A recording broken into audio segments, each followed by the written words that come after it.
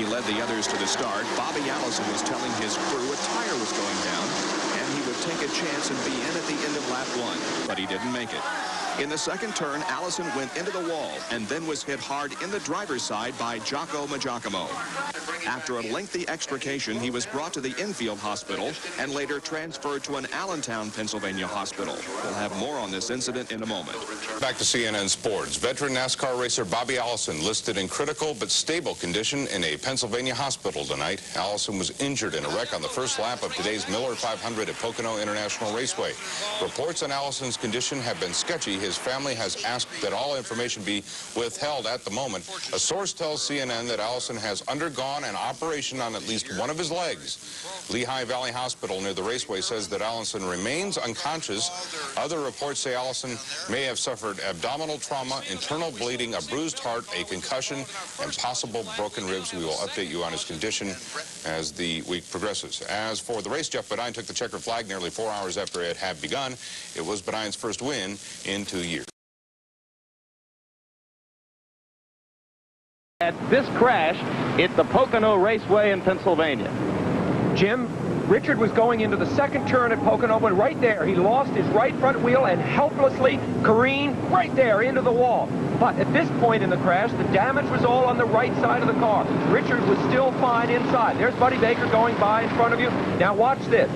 Chuck Bone appears spinning backwards. He gets by Richard. Now, here comes Darrell Waltrip for the hit. Waltrip, at that point, right into Petty's door. That's when Richard was injured in that crash, right at that point.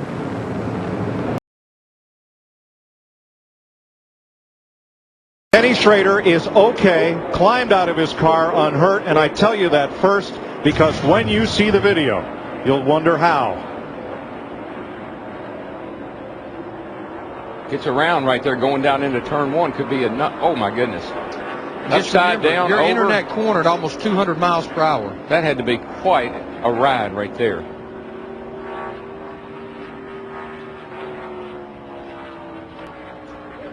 Got to believe something's happened back here. My goodness, boy. Does that not tell you how fast you're going?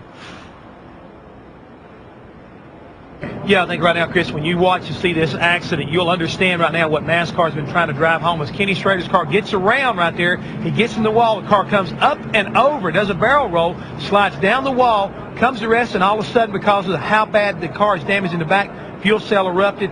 Big fire. If you'll notice, all of a sudden, Kenny's already dropped the window net. Right. That means he must have been really, you know.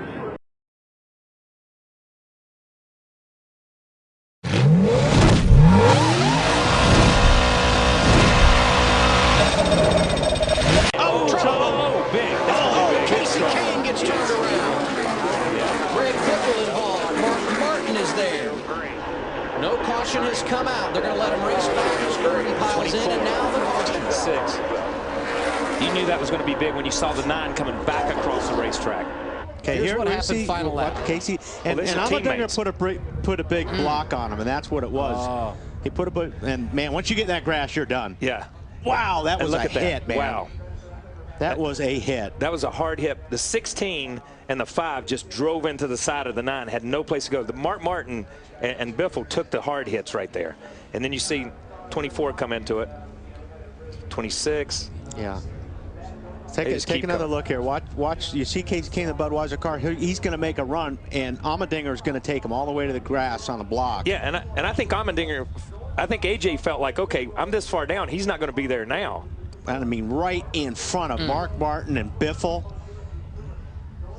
Who's that? Is that Truex in there too? Yeah, Truex is in there. Yeah. Here's a 39 that we saw come off of turn 3, just in the gas. Oh, Ambrose hit the inside guardrail a ton. With a whopping 5.4-second lead, and Jeff Gordon has crashed. Man, that is a bad crash. It's a hard lick. He said the brakes went out. Boy, and he's hurt. I don't like the looks of that at all.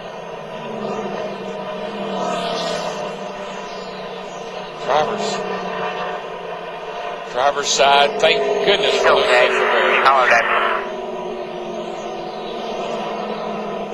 Darrell, we've talked about how you go into turn 1 at 200 miles an hour and dive down the racetrack. So it's a long way to go to get to that wall. Here's Gordon climbing out. That's a good sight. That's a great, I tell you, I'm relieved. Man, oh man. Jeff Gordon was trying to put together consecutive top 10 finishes for the first time since March. Thank goodness for those things up there, guys, those safer barriers. That makes all the difference in the world. You can see Jeff kneeling down, I think, looking inside the left front just to see what he could see as far as the brakes, because we definitely heard him say the brakes went out into a corner where you're well over right at 200 miles per hour.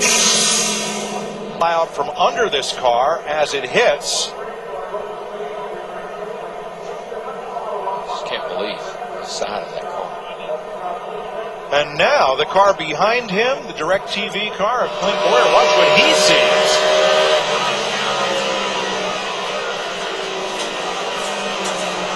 That would be the same thing. I'm sure his windshield. Well, they were spraying water in the car. I'll tell you, sometimes it's good, sometimes it's bad. But when you do that in a hot car... Oh, we've got trouble in turn 1. Look at that, 2 automobiles. That's Dale Earnhardt in the Wrangler Jeans machine. As you can see, oil pouring out of the rear of that car. Earnhardt got into it with Tim Richmond in the Stacy pack number 2. Earnhardt upside down, and we'll watch it on the instant replay from our Ms. cameras. Here's Earnhardt coming up behind Richmond. Earnhardt clips Richmond in the left rear quarter, kicks the deuce sideways. We see parts starting to fly. Richmond sliding sideways. Earnhardt goes right to the top of the track. He'll slam the wall here, and look at that. Earnhardt close to going out of the ballpark, Dick, as the 15 goes high in the air. Well, it's about as close as you can get from going over the wall. And I'll tell you, the thing just got hung up in there and just flipped right up on its top. I tell you, that brings back old memories, man. A rough ride indeed for Dale Earnhardt, the Wrangler Jeans machine, as well as the Richmond car. Safety crews on the speedway, the Pocono track crews getting there very quickly to see if Earnhardt is okay, and we'll wait a moment as they help him unbuckle and get set to climb out of the car as we see the 15 sliding to a stop on the instant replay. Oil.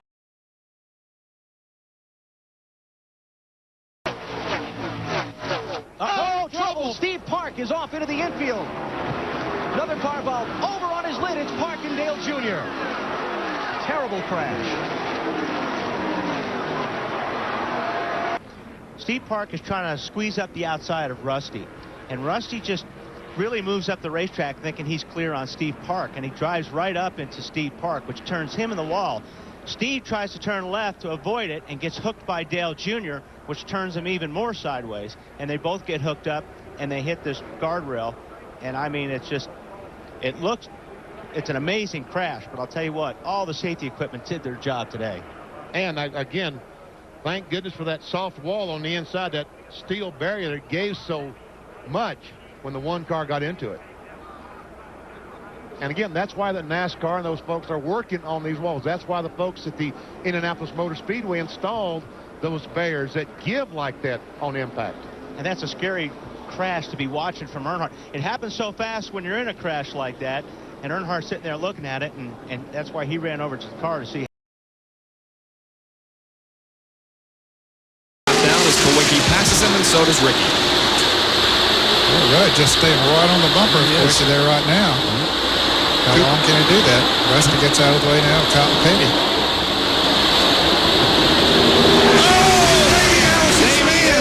Oh, and he's upside down. Into the guardrail. Side over side. End over end. And Davey Allison has experienced a horrifying crash. Davey Allison. Look at Jimmy.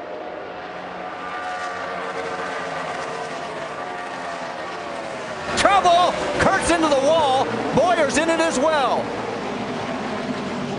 And Kurt's getting the worst of it. Like a little bump drafting going on right there. We're trying to gain the advantage. Looked like the 48 got into the back of him a little bit. Boy, he almost came back out onto the track right there. And there is the view as Kurt takes the wheel off. Man, look at this car. Oh, man, further back, Elliott Sadler. And look at this. Gosh. The engine is out of this thing. Oh, my gosh. The 48 was right on the 2. Looks like he might have got into him a little hard and turned him. Yeah, he was trying to help him pass this 33 car, Clint Boyer, but yeah, kind of went bad there. That's a hard lick at 180 miles an hour. You know, and then Boyer tags Kurt Busch. There's where the front wheel came from, maybe off of this 2 car. Yeah, there it comes loose. Let's take another look at it. You can see Boyer was trying to side draft a little bit at the same time, so there wasn't any room for any error there. He gets a good view of Kurt Busch. He makes it through. There's the tap right there. Yeah, it wasn't intentional on Jimmy's part, but definitely that's what caused this, was that contact from Jimmy's front bumper. Oh my gosh. Oh my gosh. Hey, look at that. Head on into that Armco. Busher, Casey Roderick, and Grant Infinger. Top 6 all staying together. Chad Hockenbrough holds on that 6th spot. There's Tim George Jr. Oh, trouble already. Going into turn number 1, the 59 slides over the wall, jumps over the wall, and is going to hit on the other side. How about the 59 of Buster Graham leaping that wall? Remember how much rain we had here yesterday? That's what postponed this race till today. He picked up speed when he got in the grass. And what a great thing that car was able to stay on all 4 wheels as it leaped over that inside wall, that inside barrier, where there wasn't a safer barrier. So it actually ended up helping him. You see the 3-car Brent Brevac also involved there. What an incredible ride for Buster Graham. There's Brent Brevac's car. Short day for Brent Brevac in that 3. But the window net is down. A great sign as the safety crews will get to these cars. And again, all of the rain that we had yesterday is going to make this area, this grassy area that all these cars are stopped in, as we see the 7 of Brandon Kidd also stopped on the racetrack. Yeah, a lot of damage to Brandon's car.